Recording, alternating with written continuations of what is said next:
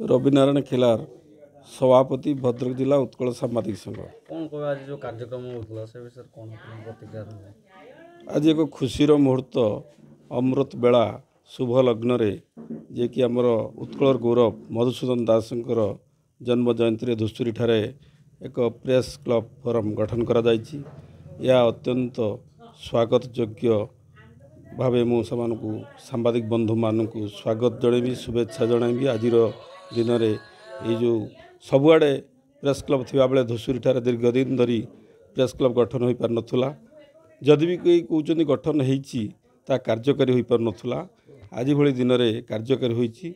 मु अत्यंत खुशी जहाँकि ये जो सांबादिक माने तांकर सुरक्षा तांकर जो मासिक पेंशन भत्ता प्लस जो माने स्वास्थ्य बीमा कार्ड योजना रे जो सांबादिक मानकर सरकार करिछि 25 वर्ष ऊर्ध्व पिला मानकु सेतरे शामिल करा जाय नाही, बापा मां को शामिल करा जाय नाही, सेमानकु शामिल करा जिबा।